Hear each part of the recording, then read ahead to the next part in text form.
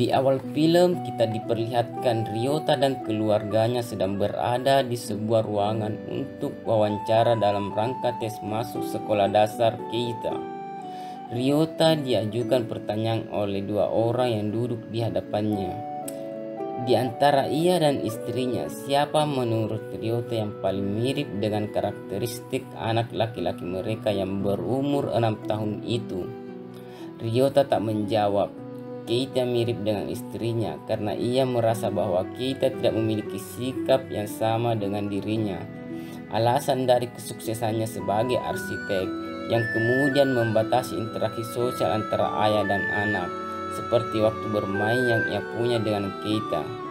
Meskipun di sisi lain, Ryota terus berupaya untuk mendidik Keita menjadi disiplin dan kegiatan tambahan seperti les piano dan sebagainya.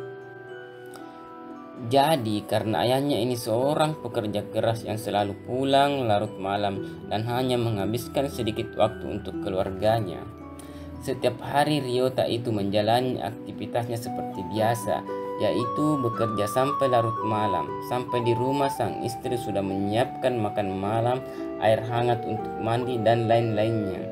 Ya, seperti itulah rutinitas sehari-hari mereka. Sedangkan Keita menjalankan aktivitas rumahnya dengan bermain. Dia juga berlatih piano karena dia baru mau masuk sekolah dasar tahun ini. Sampai pada suatu hari, istrinya mendapat telepon dari rumah sakit tempat Keita dilahirkan. Pihak rumah sakit bilang bahwa mereka ingin bicara dengan Ryota dan Midori. Ada sesuatu hal yang ingin disampaikan. Sang istri sudah mulai cemas gara-gara dapat telepon dari rumah sakit. Ryota juga berharap kalau itu bukan hal yang buruk. Akhirnya keesokan harinya mereka datang ke rumah sakit. Ternyata ada kabar buruk yang disampaikan di sana. Mereka kaget setelah mendengar bahwa anak mereka itu tertukar. Pihak rumah sakit baru mengetahui ketika Keita masuk sekolah dasar. Ternyata ketika tes darah yang dilakukan saat itu masuk sekolah tidak cocok dengan kedua orang tuanya. Malam harinya ibu dan ayahnya Keita merayakan keberhasilan Keita karena dia lulus ujian masuk sekolah dasar. Mereka makan malam bersama, tiup lilin, foto-foto, bercanda. Mereka juga tidur bertiga. Dan keesokan harinya Keita tes DNA. Ternyata benar, pihak rumah sakit mengatakan bahwa Keita bukan anak kandung mereka. Terlihat sekali Ryota dan istrinya sangat sedih karena hal itu tidak pernah terpikirkan sebelumnya dan pastinya mereka tak menyangka hal itu akan terjadi. Pada hari selanjutnya, akhirnya Ryota dan istrinya dipertemukan oleh pasangan suami istri dari keluarga Saiki bersama dengan istrinya yang bernama Yukari. Di sana mereka bertukar foto antara Keita dan Ryusei. Jadi Ryusei adalah anak dari keluarga Saiki. Terus pihak rumah sakit mengatakan bahwa mereka harus memutuskan sesegera mungkin untuk melakukan pertukaran sebelum sekolah dasar dimulai. Tapi Midori tidak setuju karena terlalu cepat. Waktunya yang hanya tinggal 6 bulan lagi. Dan pihak keluarga Saiki juga tidak setuju pastinya. Justru pihak rumah sakit ini yang seenaknya menyuruh menukar anak kayak menukar barang saja. Setelah pertemuan itu selesai, keluarga dari kedua belah pihak meminta agar mereka terus saling berhubungan. Mereka punya rencana untuk bertemu di tempat bermain dan mengajak anak-anak mereka juga. Sampailah hari di mana mereka bertemu di tempat bermain. Ryota diam-diam selalu memperhatikan gerak-gerik Ryusei untuk meyakinkan dirinya bahwa Ryusei ini benar-benar anaknya atau bukan. Setelah mereka selesai makan, Ryusei langsung mengajak main Keita. Ternyata mereka itu gampang akrab dan langsung bermain bersama. Berbeda dengan orang tua mereka, tiba-tiba Saiki berkata, "Aku ingin tahu berapa banyak uang yang bisa kita dapatkan sebagai ganti rugi atas permasalahan ini." Tapi Ryota bilang, "Bagiku uang tidak jadi masalah, tapi ingin tahu bagaimana hal ini bisa terjadi.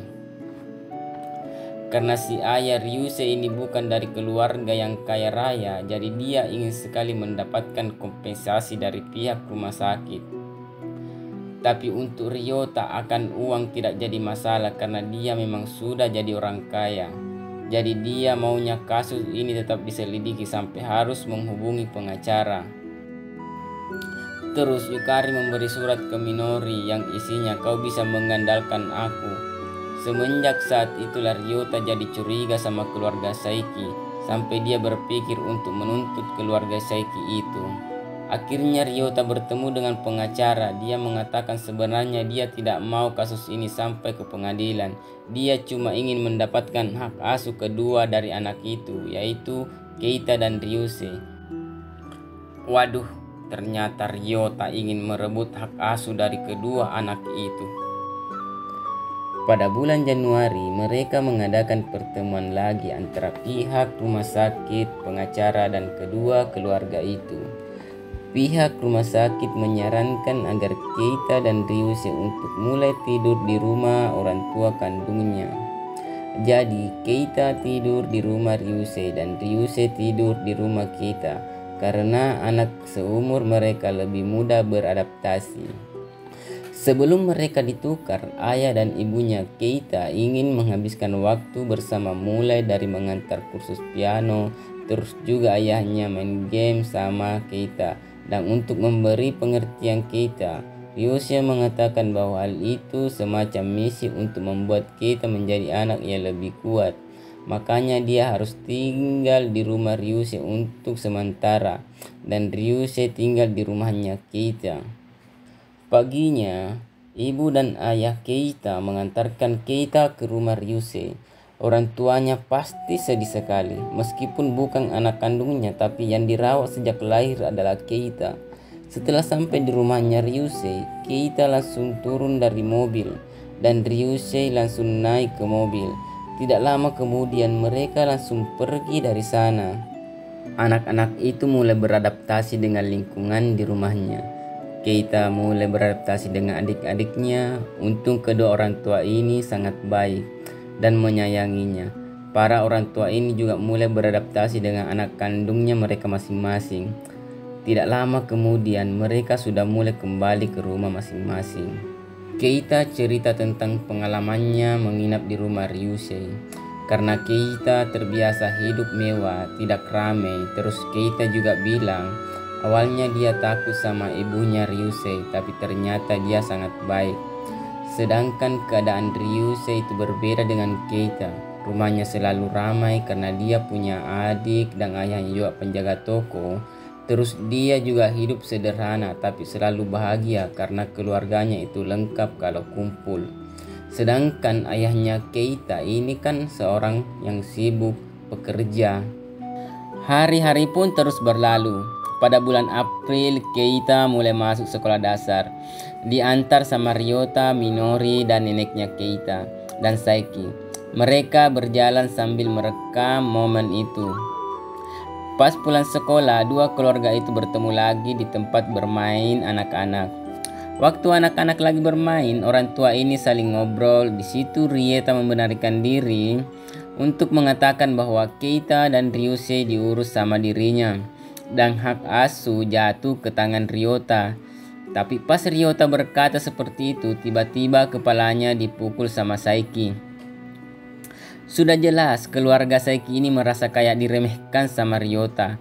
Mereka menganggap bahwa Ryota meremehin karena mereka dari keluarga yang tidak mampu. Makanya Ryota mau mengambil Ryusei. Saiki merasa sakit hati karena Ryota bersikap seperti merendahkan keluarganya. Keesokan harinya, mereka bertemu lagi di pengadilan. Mereka bertemu untuk mendengarkan kesaksian dari Suster Miyazaki. Jadi, suster itu adalah suster yang waktu itu piket saat Ryusei dan Keita dilahirkan. Sebelum suster itu memberi kesaksian yang sebenarnya, dia sudah disumpah untuk berkata jujur. Disitulah baru ketahuan kenapa Keita dan Ryusei tertukar. Ternyata suster itu memang sengaja menukar. Bukan karena keteledoran, tapi memang karena sengaja. Karena suster itu cuma melihat keluarga Ryota itu kaya raya dan bahagia dengan anak yang baru lahir. Makanya dia melakukan hal itu. Pada saat itu dia sedang mengalami masalah dalam membesarkan anak dari suaminya, sehingga dia melepaskan rasa frustasinya itu pada anak orang lain. Saat itu keluarga Ryota yang memiliki rumah paling megah, istrinya juga bilang ke suster itu bahwa suaminya kerja di perusahaan besar. Keluarganya juga selalu datang menjenguk Minori setiap saat. Dia juga punya rasa senang karena sudah melakukan hal itu, karena dia merasa bahwa bukan hanya dia satu-satunya orang yang memiliki masalah. Waktu ditanya alasan apa yang mendorongnya untuk mengakui kesalahannya, saat itu ternyata anak dari suaminya itu sekarang menyayangi dirinya. Dia berpikir bahwa apa yang dia lakukan saat itu sangatlah kejam. Dia juga ingin dihukum untuk kesalahannya itu, dan dia juga minta maaf ke keluarga korban dan dia menyesali perbuatannya. Tapi tidak segampang itu memaafkan orang yang seperti itu, apalagi dia bilang kalau dia itu bahagia melakukan hal itu. Setelah mendengarkan kesaksian dari suster itu, jelas para orang tua ini merasa sangat kesal. Rasanya mereka ingin menghukum seberat-beratnya si suster itu. Tapi mau gimana lagi, kejahatan itu sudah lewat. Hari demi hari omongan-omongan dari orang lain pun semakin membuat mereka bingung, termasuk omongan dari ibunya Minori dan ayahnya Ryota yang bilang bahwa mereka harus segera menukar anak mereka. Padahal tidak semudah itu untuk berpisah dengan anaknya walaupun bukan anak kandung.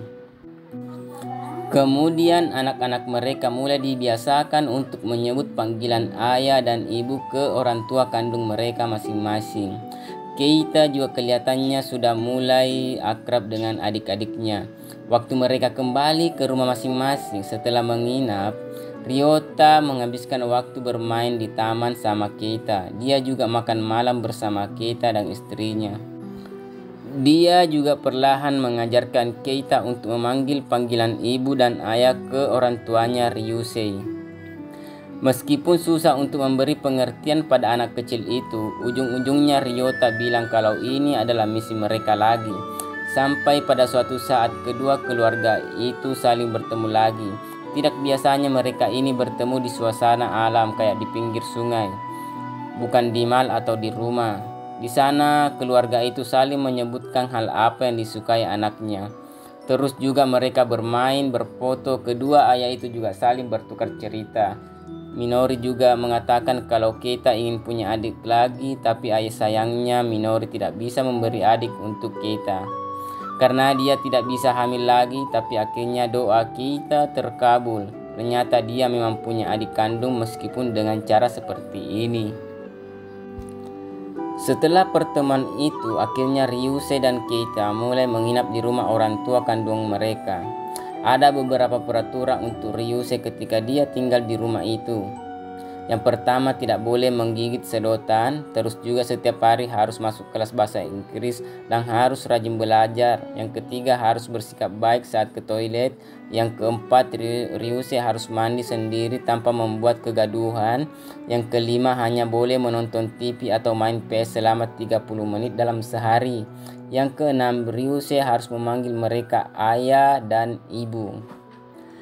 Peraturan yang terakhir itu yang membuat Ryusei bingung. Dia terus berkali-kali menanyakan kenapa dia harus memanggil mereka ayah dan ibu. Ryusei menganggap bahwa mereka bukanlah ayah ibunya. Jadi kenapa dia harus memanggil ayah dan ibu?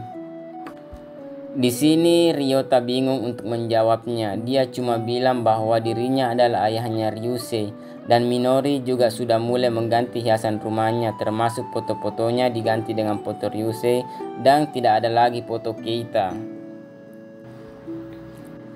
Pada bulan Agustus, waktu persidangan pun semakin dekat. Ryota ingin sekali memiliki hak asuh Keita dan Ryusei. Padahal pengacaranya sudah bilang jangan memikirkan hal itu karena keadaannya semakin membaik.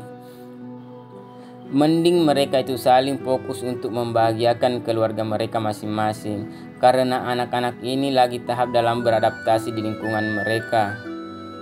Suatu hari, Ryusei mulai cari perhatian. Dia mulai membuat emosi Ryota dan Minori di rumah. Mulai dari menggambar muka Minori yang jelek, terus juga dia mencet-mencet piano tidak jelas yang membuat satu rumah itu berisik. Karena dinasihati baik-baik, Ryusei ini tidak mau dengar. Akhirnya tidak sengaja Ryota membentak Ryusei. Ryota jadi kelihatan tidak suka sama Ryusei karena dia mulai bandel. Pasti Ryusei meminta memperbaiki mainannya. Ryota ini kayak ngomel-ngomel, marah-marah dan tidak mau memperbaiki mainannya. Ryusei tiba-tiba bilang kalau dia akan membawa mainannya itu ke ayahnya untuk diperbaiki.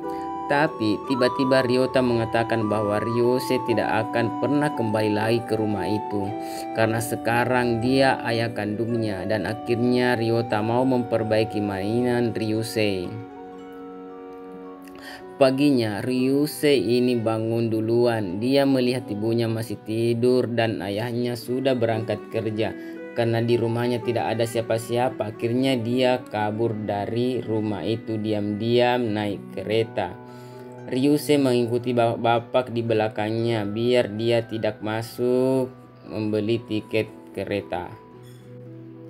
Ternyata dia pergi ke rumah orang tuanya yang dulu karena di sana ramai. Banyak orang. Dia juga ada teman bermain yaitu sama adik-adiknya. Kembali ke rumah Ryota, pas Minori sadar kalau Ryusei itu tidak ada di rumahnya, akhirnya dia menelpon suaminya untuk mencari Ryusei.